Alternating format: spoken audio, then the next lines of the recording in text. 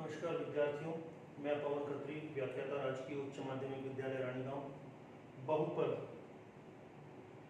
की प्रश्नावली 3.1 के आज हम उस तरह के प्रश्नों को हल करेंगे जिसमें हमें द्विघात बहुपद के शून्यक दिए हुए होंगे और बहुपद हमें ज्ञात करना होगा। एक बार फिर सुन लीजिए, शून्यक यानी उत्तर दे रखा है और बहुपद खुद हमें ज्ञात करना है कि ये दोनों शून्यक किस बहुपद के हैं। तो देखिए पहला प्रश्न, वह द्विघात बहुपद ज्ञात कीजिए जिसके शून्यक 1/3 व -2 हो। तो हमें द्विघात बहुपद ज्ञात करना है और उसके शून्यक, ये दो शून्यक हमें दिए हुए हैं, यानी अल्फा और बीटा हमें दिया हुआ है और हमें द्विघात बहुपद ज्ञात करना है। किस प्रकार से कार्रवाई होगी? तो सबसे पहले मैं आपको सूत्र ही बता देता हूं कैसे। देखिए, द्विघात बहुपद बराबर कैसे ज्ञात किया जाता है? के क्या है थोड़ी देर के बाद बताएंगे। x² माइनस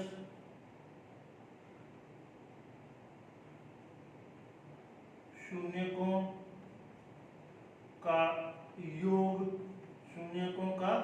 योग इंटू x प्लस शून्यकों का शून्यकों का गुणनफल। देखिए एक बार फिर पढ़ के सुना रहा हूं। द्विघात बहुपद कैसे ज्ञात होगा? k इंटू x² माइनस शून्यकों का योग यहां रखना पड़ेगा जो शून्यक दे रखे हैं, इंटू x प्लस शून्यकों का गुणनफल यहां रखना पड़ेगा। बस जैसे ही हम इसको रखेंगे, थोड़ा हल करेंगे, हमारे पास द्विघात बहुपद प्राप्त हो जाएगा। अब सबसे पहला काम है शून्यकों का योग ज्ञात करना। शून्यक दोनों हमको दे रखे हैं, तो शून्यकों का योग पहले ज्ञात कर लेते हैं। ये तो हमारा सूत्र है, एक तरह से सूत्र बड़ा सा सूत्र है। शून्यकों का योग चाहिए, तो शून्यकों का योग बराबर, इसको हम अल्फा प्लस बीटा भी कहते हैं, याद हो तो, बराबर 1/3 प्लस -2, ये हो जाएगा 1/3 प्लस इंटू माइनस 2।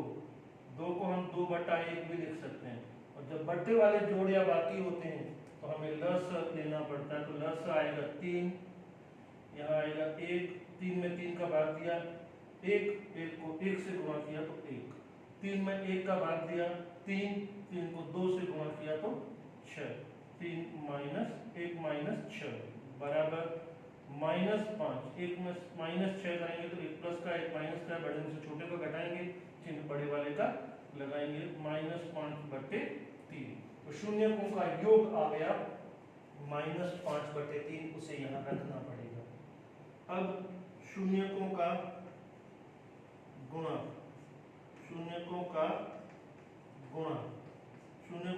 मतलब अल्फा इंटू बीटा। शून्य कौन सा? 1/3 अल्फा और दूसरा -2 बीटा। इन दोनों को हम गुणा करेंगे, बटा 1 लिख सकते हैं। अंश को अंश से गुणा करना आ जाएगा -2, हर को हर से गुणा करेंगे आ जाएगा 3। तो शून्यकों का गुणा -2/3। अब कुछ भी नहीं है, शून्यकों का योग हमने ज्ञात कर लिया, शून्यकों का गुणा हमने ज्ञात कर लिया। सूत्र में मान रखेंगे, हल करेंगे और हो जाएगा बराबर k x² माइनस शून्यकों का योग कितना आया है? शून्यकों का योग आया है -5/3 इंटू x प्लस शून्यकों का गुणनफल आया है प्लस -2/3 और ये बड़ा वाला कोष्ठक बंद। बराबर के x square minus into minus हो गया प्लस 5x/3। अब इधर आ गया प्लस इंटू माइनस माइनस 2/3।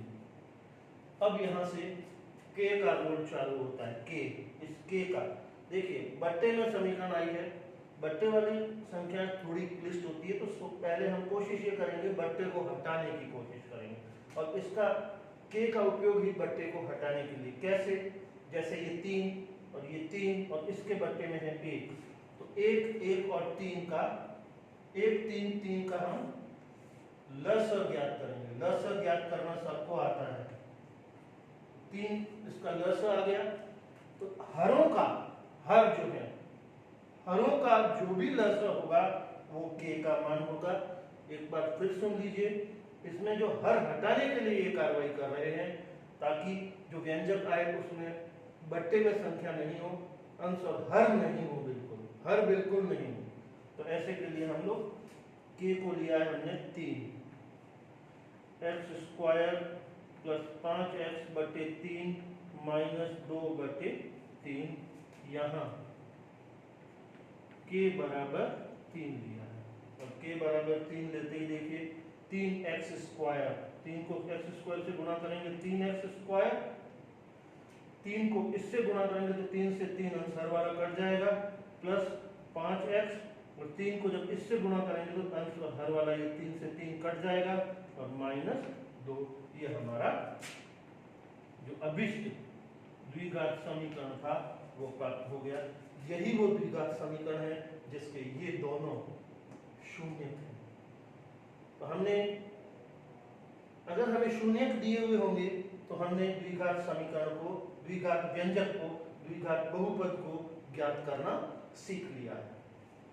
अब उस प्रश्न को देखिए, वहां जो दूसरा प्रश्न है वह द्विघात बहुपद ज्ञात कीजिए जिसके शून्यकों का योग। ध्यान से देखिए, तो अब के थोड़ा प्रश्न में फर्क है। इस बार शून्यक नहीं दे रखे हैं, इस बार शून्यकों का योग ही दे रखा है इस रूप में, और शून्यकों का गुणनफल दे रखा है ये।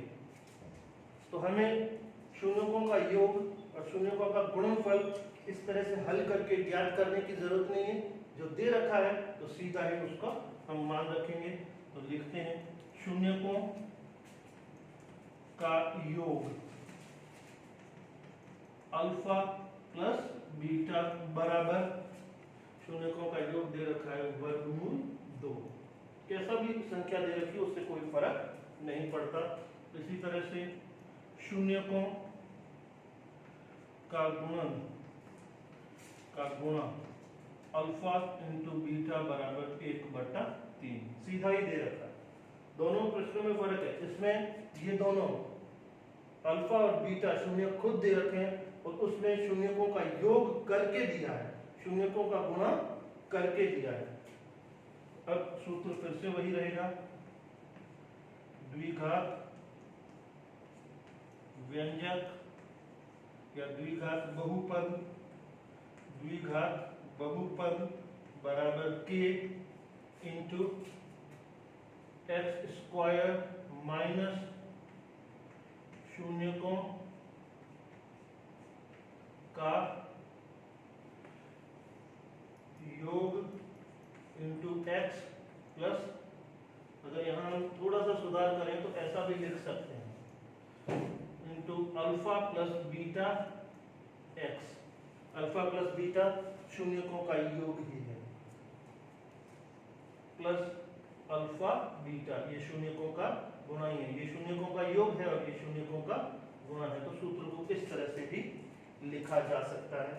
अब k into x square minus शून्यकों का योग वर्गमूल 2x प्लस शून्यकों का गुणा 1/3,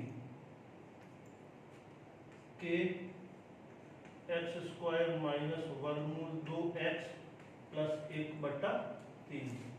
सभी में चाहो तो बट्टा लगा दो, नहीं तो हर में 3 है, 3 इसमें 1 है, इसमें 1 है, 3 1 1 का लसाअ, फिर से 3 आएगा, तो k को हम 3 ले लेते हैं, 3। एक बार फिर बता दूं, हरों का लसा लेना है, k का मान क्या होगा, हरों का लसा होगा, तो x स्क्वायर माइनस 2 वर्गमूल 2x प्लस 1/3। यहाँ k बराबर 3, और तब गुणा करते हैं, 3 into x square, 3x square, 3 into minus वर्गमूल 2x स्क्वायर, माइनस 3 वर्गमूल 2x, माइनस 2 वर्गमूल x था, उसको जब हमने 3 से गुणा किया तो माइनस 3 वर्गमूल 2x आ गया, और 3 को 1/3 से इस तरह से गुणा करेंगे, 3 इंटू 1/3, तो 3 से 3 कट जाएगा और 1 आ जाएगा। तो ये हमारा जो व्यंजक हमको चाहिए था वो व्यंजक प्राप्त हो गया। इस व्यंजक के ये दोनों शून्य है, ये नहीं कह सकता, ये शून्यकों का योग है और ये शून्यकों का गुणा है। जो भी इसके शून्यक होंगे आप चाहें तो निकाल भी सकते हैं, इसके शून्यक निकालिए, उन शून्यकों का योग कीजिए, ये आएगा, उन शून्यकों का गुणा कीजिए, वही आएगा। इस तरह से हमने, अगर हमें शून्यक दे रखे हों तो उनके समीकरणों को, उनके बहुपदों को, द्विघात बहुपदों को ज्ञात करना सीखा। धन्यवाद।